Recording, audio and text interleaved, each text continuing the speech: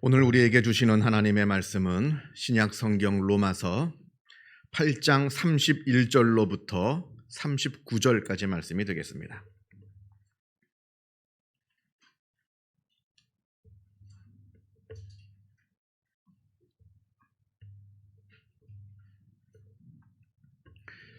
신약 성경 250면에 있습니다.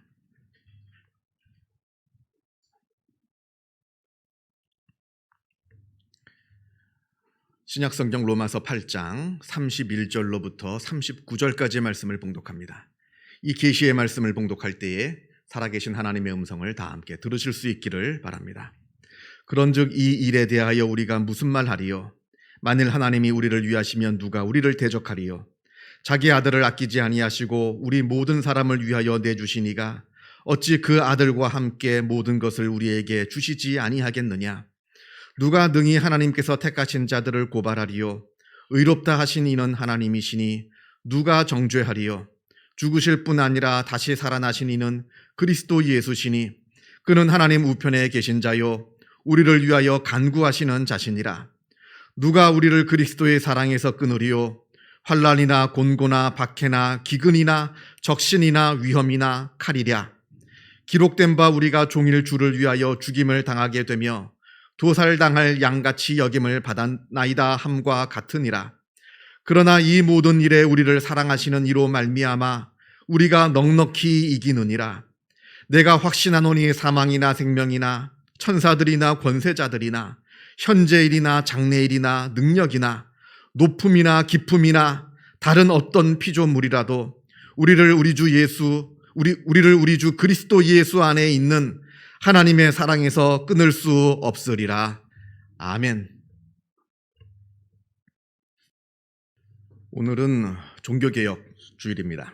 1517년 10월 31일 독일의 마틴 루터가 종교개혁을 일으킨 것을 기념하여서 매년 10월 마지막 주일은 우리가 종교개혁 주일로 지킵니다. 종교개혁 주일이 되면 늘 드리는 말씀이긴 합니다만 우리 그리스도인들에게 10월 31일은 할로윈데이가 아닙니다. 종교개혁 기념일입니다. 그날 귀신탈이나 쓰고 놀고 있는 그런 날이 아니라는 겁니다. 이날은 하마터면 우리가 영원히 잃어버릴 뻔하였던 그 복음의 진리를 다시 재발견하게 된 것에 대해서 하나님께 감사하고 또 그 복음의 내용을 깊이 묵상하는 그런 날인 겁니다. 1517년 10월 31일 마틴 루터가 독일 비텐베르크 성당문에 95개의 반박문을 게시함으로써 종교개혁이 일어났습니다. 루터가 보기에 당시 교회였던 로마 카톨릭이 복음의 진리를 제대로 따르지 않는다라고 본 겁니다. 그래서 자기가 발견한 그 복음의 진리를 전하기 위해서 95개의 반박문을 게시하게 되었습니다. 루터가 복음의 진리를 발견할 수 있게 된 것은 평생 그를 괴롭혀왔던 죄의식 덕분이라 말할 수가 있습니다. 루터는 복음을 재발견하기 전에 그 전까지 평생토록 죄의식에 사로잡혀서 살아온 사람이었습니다. 그 시작은 이러합니다. 대학 시절에 자기 친구하고 둘이서 나란히 길을 걷고 있는데 갑자기 하늘에서 벼락이 떨어지면서 자기 옆에 있는 친구가 그 벼락을 맞고 죽었습니다. 한번 생각해 보세요. 나랑 둘이서 나란히 길을 걸어가고 있는데 느닷없이 하늘에서 벼락이 떨어지더니 내 옆에 있는 친구가 맞아 죽은 겁니다. 이게 얼마나 두렵고 놀랄 일이겠습니까? 루터는 이 사건을 하나님의 진노의 사건으로 받아들였습니다. 우리 안에 있는 죄악을 하나님께서 벌하시기 위해서 벼락을 내리치셨다는 겁니다. 그리고 어쩌면 나도 자기도 내 옆에 있는 친구처럼 하나님께 벌을 받아 죽을지도 모른다 하는 이러한 공포에 사로잡히게 되었습니다. 그래서 루터는 이 문제를 해결하기 위해서 다니던 법대를 포기하고 신학을 새롭게 공부하게 됩니다. 신학을 공부하게 되면 내 안에 나를 사로잡고 있는 이 죄의식에서부터 내가 해방될 수 있으리라 하면서 신학을 공부하게 되는데, 아니 웬걸요? 신학을 공부하면 공부할수록 루터는 오히려 더 자기 안에 있는 그 더 큰 죄악들을 발견하게 되는 겁니다. 그로 인해서 점점 더 죄의식에 사로잡혀들고 그 죄의식이라고 하는 수렁에 점점 깊이 빠져들고 마는 겁니다. 이번에는 수도원으로 들어갑니다.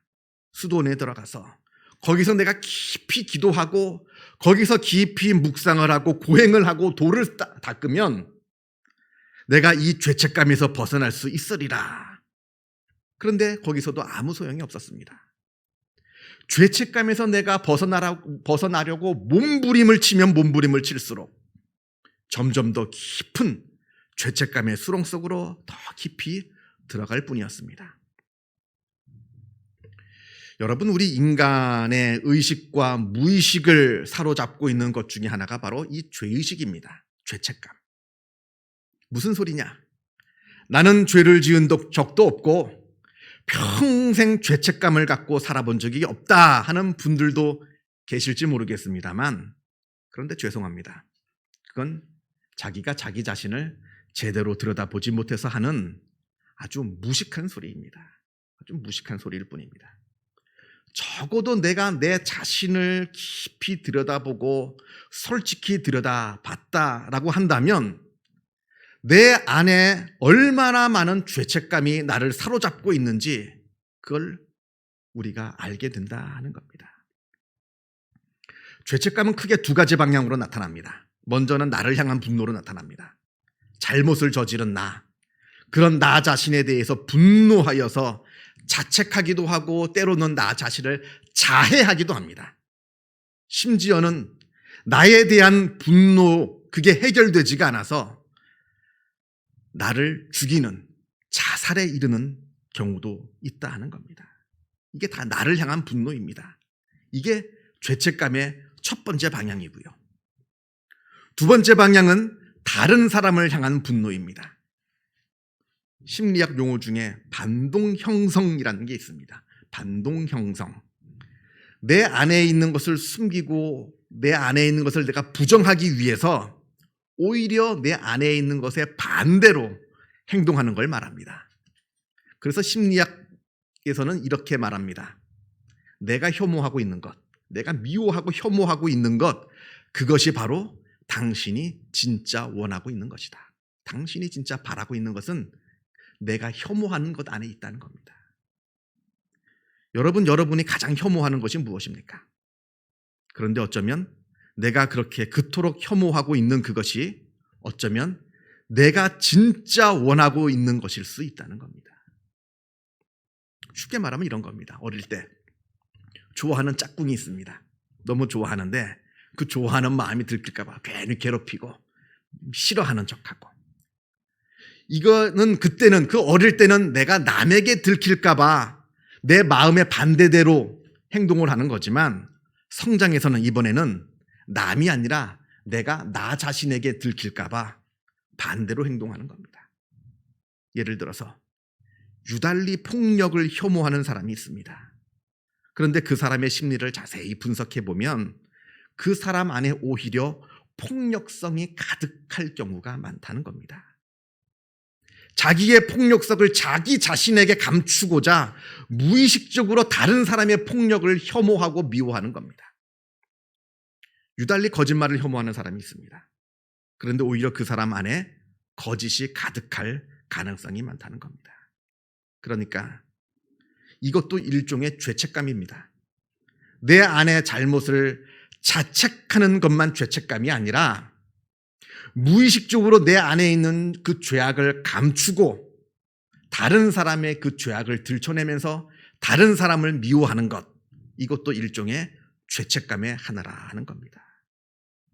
그런 의미에서 죄책감이 없는 사람이란 없습니다. 우리 모든 인간은 이 죄책감에 사로잡혀 있는 그런 존재입니다. 루터가 바로 이런 죄책감에 사로잡혀 있었습니다. 그러면서 이 죄책감을 해결하고자 성경을 깊이 연구하던 중에 복음을 깨닫게 되는데, 이 죄책감이라고 하는 것은 내가 벗어 던질 수 있는 것이 아니라는 겁니다. 내가 아무리 벗어나려고 몸부림친다고 해서 이 죄책감이 벗어지는 것이 아니라 누군가에 의해 용서를 받고 그래서야 이 죄책감이 벗겨지는 거라는 겁니다. 죄책감은 내가 벗어던지는 게 아닙니다. 누군가 나를 용서해서 그 죄책감을 벗겨주어야 하는 겁니다. 1986년 칸 영화제에서 황금 종려상을 받은 미션이라고 하는 영화가 있습니다. 아주 좋은 영화입니다. 저는 이 영화를 4번 보았습니다. 참 좋은, 볼 때마다 참 감탄을 하게 하는 좋은 영화입니다. 이 영화의 배경은 1750년, 지금으로 따지면 브라질, 아르헨티나 그리고 파라과이 그 세 나라의 국경지대 겹쳐져 있는 국경 지역에 있는 과라니라고 하는 부족에 관한 이야기입니다. 이 당시 서구 사회는 노예제도를 인정했습니다. 그래서 아프리카나 남아메리카에 있는 원주민들을 잡아다가 노예로 부리던 그런 시대입니다. 여기 로드리고라고 하는 사람이 있습니다. 이 로드리고라고 하는 사람은 돈을 받고 전쟁터에서 전쟁을 하는 용병입니다. 아주 잔혹한 용병. 그리고 또 원주민을 잡아서 노예로 팔아먹는 아주 악명 높은 노예 상인이기도 합니다. 여기 있는 과라니 부족을 잡아다가 노예로 팔아서 큰 돈을 벌었습니다. 그리고 그렇게 노예를 잡는 과정에서 말을 듣지 않는 원주민이 있으면 아주 가차없이 그 자리에서 총을 쏴 죽이는 아주 무자비한 그런 사람이었습니다. 그러던 어느 날 이 로드리고가 사랑하는 여인을 두고 자기 동생과 다투다가 그만 자기 동생을 칼로 찔러 죽입니다. 물론 형식상으로는 결투입니다. 결투로 사람을 죽이는 것은 범죄가 아닙니다. 그러나 자기는 평생을 전쟁터에서 살아왔던 용병이었고 자기 동생은 평생 칼 한 번 쥐어보지 못한 그런 사람이었습니다.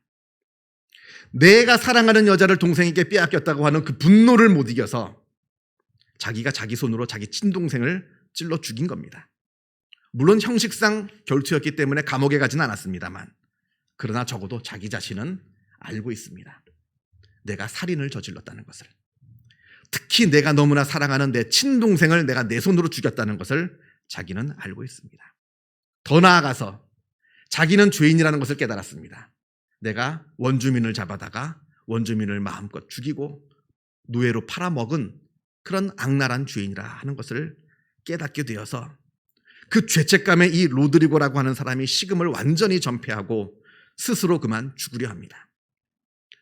이 소식을 듣고 가브리엘이라고 하는 신부가 그 로드리고를 찾아갑니다. 그리고 내가 당신에게 평생 속죄할 기회를 줄 테니 당신이 그동안 잡아서 노예로 팔았던 그 과라니 부족에게 가서 그 사람들에게 평생 봉사하라 합니다. 그래서 자기 안에 있는 이 모든 죄악을 다 씻어내고자 죄책감에서 벗어나고자 이 노예 상인이 이 신부를 따라 과라니 부족에게 갑니다. 이 과라니 부족이 살고 있는 곳은 산속 깊은 곳 폭포가 떨어지는 절벽 맨 꼭대기에 이 사람들이 삽니다. 이 사람들에게 가려면 이 폭포가 흘러내리는 이 미끄러운 절벽을 타고 간신히 올라가야 그 사람들에게 갈 수 있는 겁니다. 그런데 이때 이 사람이 그냥 맨몸으로 가는 게 아닙니다. 그동안 자기가 무수한 사람들을 죽일 때 사용했던 그 무거운 갑옷, 그 무거운 무기들을 다 그물에 싸서 그걸 목에 칭칭 감고 그거를 들고 그 험한 절벽을 올라가는 겁니다. 참여하는 마음으로 동생을 죽이고 그 많은 수많은 사람들을 죽이고 노예로 팔아먹은 그 죄책감을 씻어내고자 자기 나름대로의 고행을 지금 수행하고 있는 겁니다. 맨몸으로 올라가도 힘든 그 절벽을 올라가다가 미끄러지고 올라가다 미끄러지고 아무 말 없이 계속해서 미끄러지면 또 올라가고 미끄러지면 또 올라가고 옆에서 바라보고 있는 다른 신부들이 이젠 됐다 합니다. 이제 그만하면 충분히 속죄가 되었으니 그 무거운 짐을 다 벗어버리고 올라가라 합니다. 근데 이 로드리고는 끝까지 그 짐을 짊어지고 벼랑을 올라갑니다. 남들이 보기에는 충분할지 모릅니다. 그러나 적어도 자기가 볼 때는 아닙니다. 자기가 짊어지고 있는 이 무거운 짐보다 훨씬 더 무거운 죄책감이 여전히 자기 마음을 짓누르고 있습니다. 아무리 고행하는 마음으로 사죄하는 마음으로 절벽을 올라가고 또 올라가도 그 마음속에 있는 죄책감이 사라지질 않습니다. 그렇게 결국 맨 꼭대기까지 올라가서 그 과라니 부족이 살고 있는 절벽까지 그 곳까지 올라왔습니다. 온몸이 만신창이가 되었죠.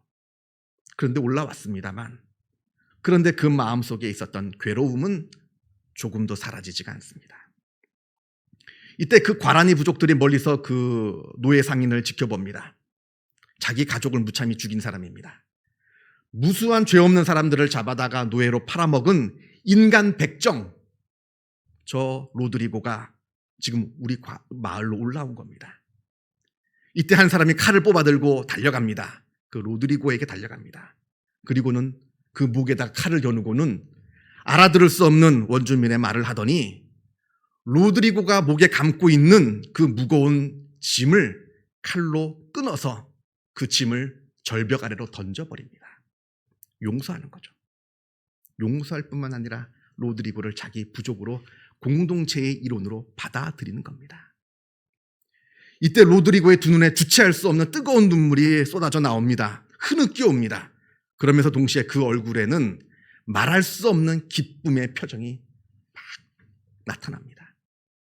그동안 자기를 무겁게 짓누르고 있었던 그 모든 죄책감을, 그 짐을 이제 다 벗어버린 겁니다. 아니, 그 짐이 다 벗겨진 겁니다. 여러분, 죄책감은 내가 스스로 벗어버리는 게 아닙니다. 이건 누군가 벗겨주어야 되는 겁니다. 성경은 이것을 은혜라고 말합니다. 그리고 그 은혜에 대한 이야기를 두고 우리는 복음이라 말을 합니다. 오늘 본문은 하나님께서 우리에게 어떠한 은혜를 베풀어 주셨는지 말씀합니다. 하나님께서 우리를 용서하시기 위해 자기 아들까지 아끼지 않고 내어주셨다 합니다.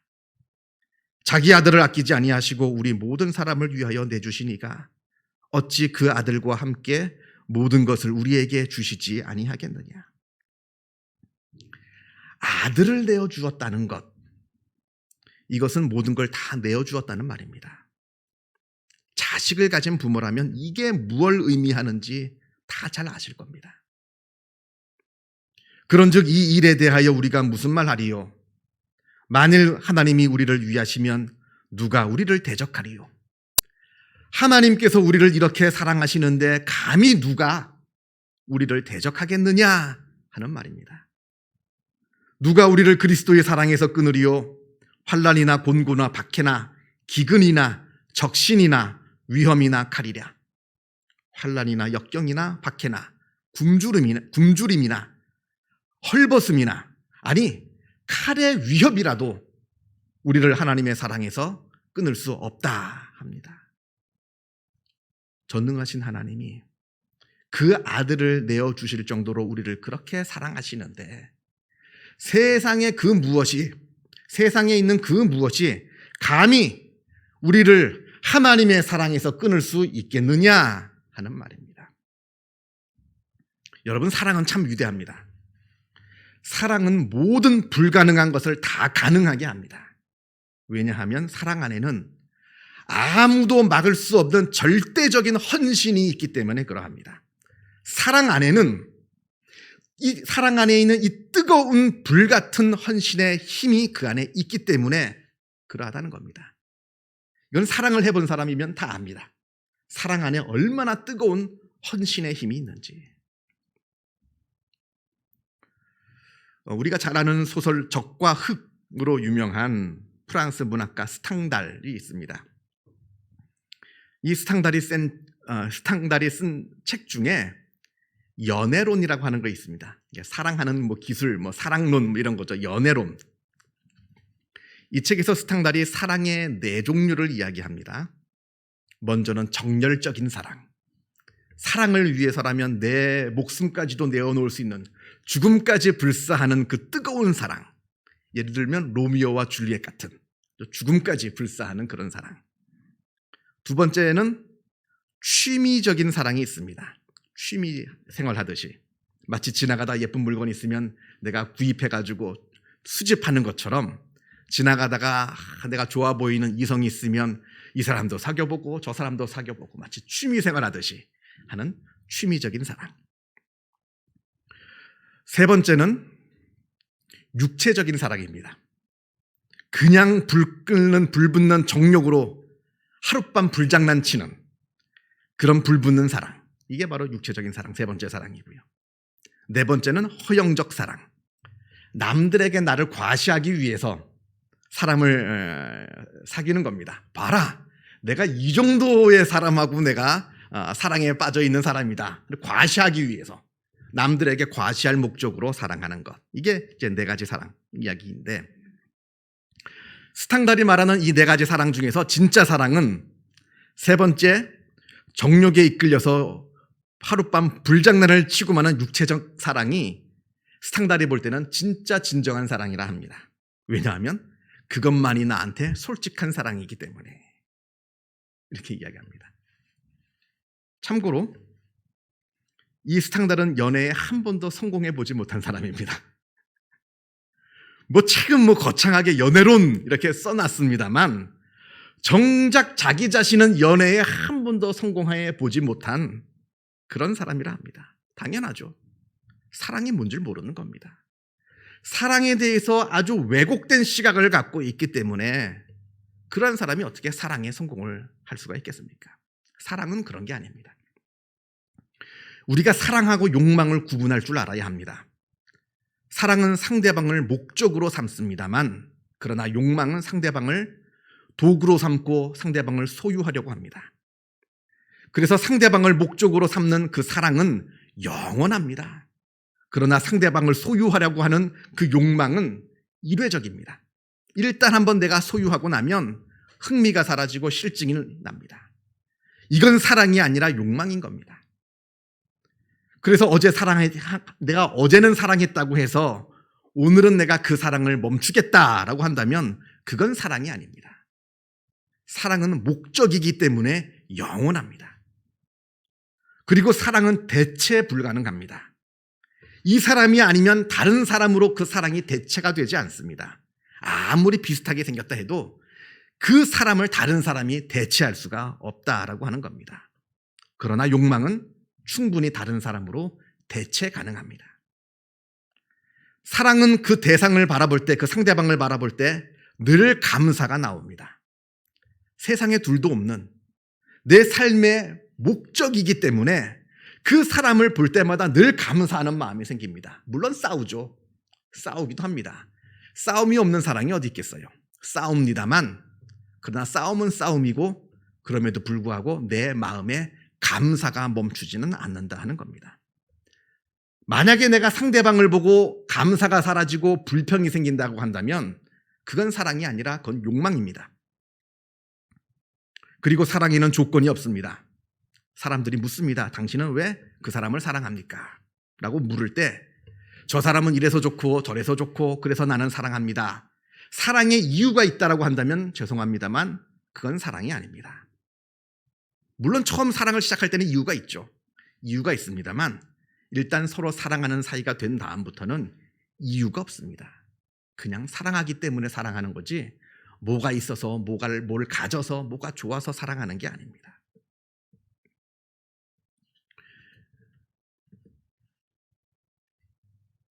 그리고 무엇보다도 사랑과 욕망의 가장 큰 차이점이라고 한다면 사랑은 상대를 향해 헌신할 수 있지만 욕망은 상대방을 향해 도무지 헌신하지 않는다는 데 있습니다.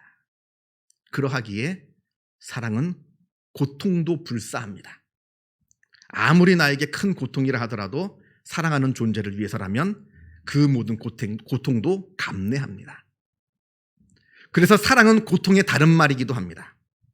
사랑을 하면 아픕니다. 사랑은 헌신하는 것이기에 아픈 것이고 또 사랑하기 때문에 그 고통을 불사하는 겁니다. 오늘 본문이 이러한 사랑에 대해서 이야기합니다.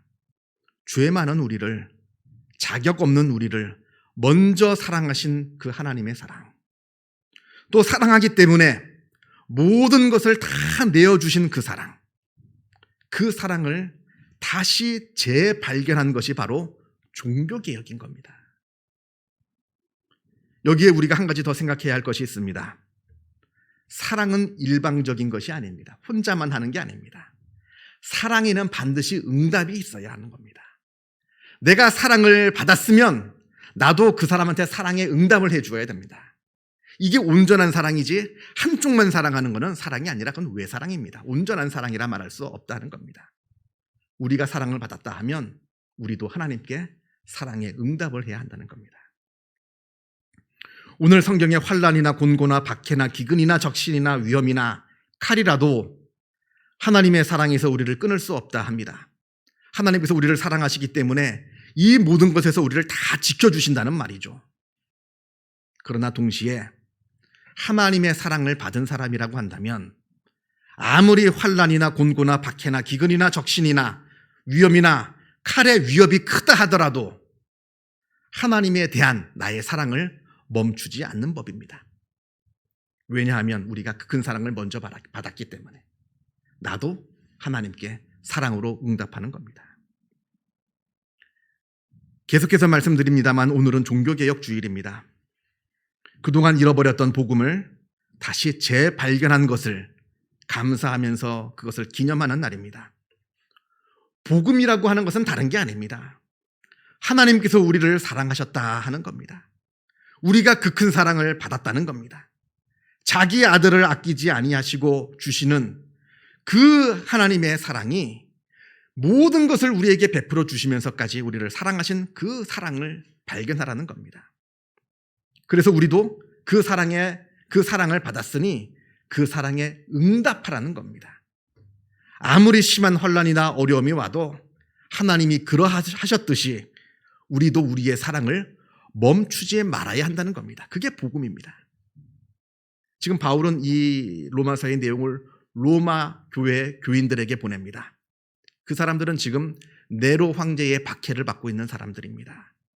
물론 아직 본격적인 박해는 시작되지 않았지만 이제 박해의 전조가 지금 울려 퍼지기 시작합니다. 그 박해의 시대를 살았던 로마 교회의 교인들이 그러했듯이, 그리고 역사가 흐르면서 시간이 흐르면서 각 시대를 살아온 우리의 믿음의 선조들이 그러했듯이 지금 오늘을 살고 있는 우리도 우리의 시대를 살아가면서 우리 나에게 베풀어 주신 그 하나님의 그 놀라우신 사랑을 깨닫고 그 사랑에 응답하는 이 위대한 사랑의 승리, 이 위대한 사랑의 승리의 내용이 바로 복음의 내용인 것이고, 이 복음의 내용을 다시 발견하고 계속해서 발견하는 것이 종교개혁의 의미라고 하는 것입니다. 종교개혁주의를 맞이하면서 나에게 베풀어 주시는 하나님의 사랑과 은혜가 어떠한지, 그 사랑을 내가 받았다라고 한다면 나는 하나님께 어떠한 사랑으로 응답해야 하는지 깊이 묵상하시는 복된 하루, 복된 한 주가 되기를 바랍니다. 기도하겠습니다. 사랑과 은혜가 충만하신 하나님 아버지, 감사합니다. 죄인임에도 불구하고 우리를 먼저 사랑하여 주시어서 하나님의 아들을 내어주시면서까지 우리를 사랑하여 주심에 그 사랑에 감사를 드립니다. 아버지와 그 놀라운 사랑을 우리가 늘 잊지 않게 하여 주시고 기억하게 하시고 그 사랑에 늘 감격하게 하여 주시고 우리가 그 사랑을 받았사오니 그 사랑에 우리가 응답하는 삶을 살아가게 하여 주시옵소서. 사랑은 아픈 것이라 하였사오니 우리가 아픔에도 불구하고 하나님을 사랑하여서 그 위대한 사랑의 승리를 우리가 이루어내는 복된 믿음의 사람들이 다 되게 하여 주시옵소서. 모든 것 주님께 감사드리오며 이 모든 말씀 우리 주 예수 그리스도 이름으로 기도하옵나이다. 아멘.